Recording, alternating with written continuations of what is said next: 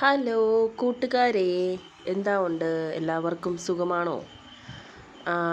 ഞങ്ങളുടെ സൗണ്ടിനൊക്കെ ഇത്തിരി എരിവും പുളിവും ഒക്കെ വന്നതാണ്.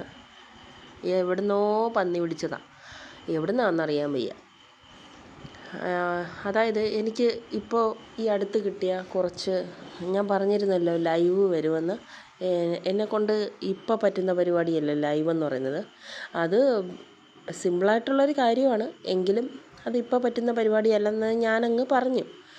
എനിക്ക് കുറച്ച് കാര്യങ്ങൾ പറയാനുണ്ട്. നമുക്ക് ആരോടെങ്കിലും നമ്മളോട് ശത്രുത വച്ച് പുലർത്തിയ അല്ലെങ്കിൽ നമ്മളെ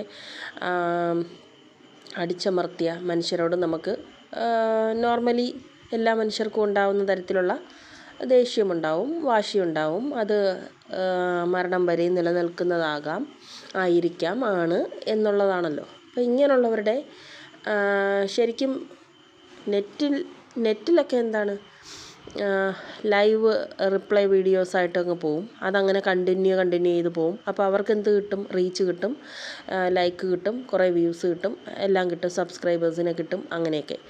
അപ്പോൾ നമ്മളിപ്പോൾ അത് റിപ്ലൈ വീഡിയോ അല്ലെങ്കിലും അവർക്കുള്ള റിപ്ലൈ വീഡിയോ ആയിട്ടാണ് നമ്മൾ ചെയ്യുന്നത്. അപ്പോൾ അതിനകത്ത് വരുന്ന കാര്യം എന്ന് പറഞ്ഞാൽ ഇങ്ങനെയാണ്. എന്താണ് റിപ്ലൈ വീഡിയോ എന്ന് പറയുന്നത്? എൻ്റെ മോനെ ശബ്ദം ഉണ്ടാക്കിയതാണ്. അപ്പോഴാണ് ഞാൻ എന്താണെന്ന് ചോദിച്ചത്. അതുകൊണ്ട് അവിടെ നിന്ന് എടുക്കുക.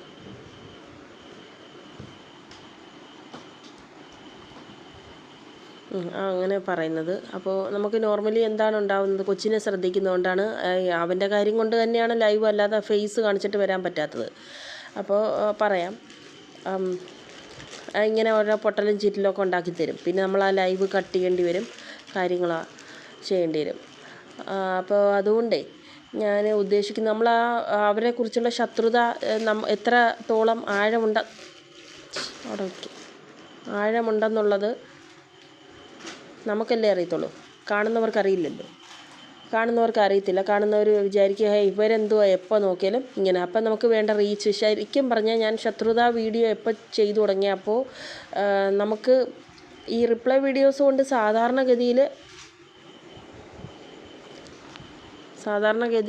നമുക്ക് ശല്യങ്ങൾ മാത്രമേ ഉണ്ടാകത്തുള്ളൂ. കാരണം റീച്ച്, ശരിക്കും യൂട്യൂബിലും വീഡിയോസിലും നല്ല റീച്ച് കിട്ടിക്കൊണ്ടിരിക്കുന്ന ആൾക്കാരാണെങ്കിൽ അവർക്ക് എങ്ങനെയെങ്കിലുമൊക്കെ കിട്ടിപ്പോവും ആൾക്കാരെ. അല്ലാതെ നമ്മൾ കയറി വരുന്ന ചില ആൾക്കാരുണ്ടല്ലോ, അവർക്കൊക്കെ ആണെങ്കിൽ ഉള്ള റീച്ചും കൂടെ തീർന്നു പോകും. ഇതിപ്പോൾ ഉണ്ടായിക്കൊണ്ടിരിക്കുന്ന അവസ്ഥ അതാണ്. അപ്പോൾ അവർക്കെതിരെ ഒരു റിപ്ലൈ വീഡിയോ ചെയ്യുമ്പോൾ അല്ലെങ്കിൽ കോമഡി ആസ്പദമാക്കി ചെയ്താലാണ് അതിനകത്തൊരു കാര്യമുള്ളൂ. അല്ലാതെ സീരിയസ് തന്നെ നമ്മളും അങ്ങോട്ട് റിപ്ലൈ വീഡിയോ ആയിട്ട് ചെയ്യുമ്പോൾ കാണുന്ന മനുഷ്യർക്ക് അതല്ല. നമുക്ക് ലൈക്സും വ്യൂസും കിട്ടിക്കൊണ്ടിരുന്നവരാണെങ്കിൽ അത് അപ്പോഴേ ഷട്ട് ഡൗൺ ആയിട്ട് അവിടെ നിന്നു പോകും. അതാണ് വരുന്ന കാര്യം. ഇപ്പം ഈ ഒരു ചില നെഗറ്റീവ് കൂട്ടരെ പ്രതി എൻ്റെ വീഡിയോയുടെ ഉള്ള റീച്ചും എല്ലാം അങ്ങ് പോയി. ഇനിയിപ്പം സ്പെഷ്യലായിട്ട് വേറെ കുറച്ച് 2-3 യൂട്യൂബും കൂടെ വീഡിയോ എടുക്കണമെന്നുണ്ട്. അത് സ്പെഷ്യൽ ആക്ടിവിറ്റീസായിട്ട് എടുക്കാനാണ് പരിപാടി. ഇതിപ്പോൾ അവിയലും സാമ്പാറും എല്ലാം കൂടെ ആയിപ്പോയി. ഇനിയിപ്പം കുക്കിംഗ് വീഡിയോയുടെ അത് പ്രത്യേകം ചെയ്യാനുണ്ട്. പിന്നെ അല്ലാതെ വേറെ ആക്ടിവിറ്റീസിൻ്റെ, അതൊക്കെ എൻ്റെ സ്വപ്നങ്ങളിലെ ഒരു കാര്യങ്ങളാണ്. അത് കൊണ്ടുവരണമെന്ന് എത്രയും പെട്ടെന്ന് നടക്കട്ടെ എന്ന് എനിക്ക് വേണ്ടി തന്നെ പ്രാർത്ഥിക്കുക. അപ്പോൾ ഇതാണ് കാര്യം. നമ്മൾ ശത്രുതാ വീഡിയോ ചെയ്യുമ്പോൾ നമുക്ക് നെഗറ്റീവ്സ് റീച്ച് കിട്ടുന്നില്ല. കാരണം ഈ ശത്രുക്കൾ വിചാരിക്കും അപ്പോൾ ഞങ്ങളാണ് ജയിച്ചതെന്ന്. അങ്ങനെയല്ല. ഞങ്ങളെക്കുറിച്ച് നല്ല പ്രതീക്ഷയുടെ വീഡിയോ കാണാനിരിക്കുന്ന ആൾക്കാർക്ക് വരെ അത് നെഗറ്റീവായിട്ട് ഫീൽ ചെയ്യുമ്പോൾ അവർ നമുക്കും തരത്തില്ല. അതാണ് ഞാൻ മനസ്സിലാക്കിയൊരു പാഠമാണ്. നിങ്ങൾക്കത് എന്ത് മനസ്സിലാവുമെന്ന് എനിക്കറിയാൻ വയ്യ. സോറി, ഇതൊരു അൺനോൺ ലൈവ് ആണേ. എല്ലാവരും ഒന്ന് സഹകരിക്കണം. Thank you.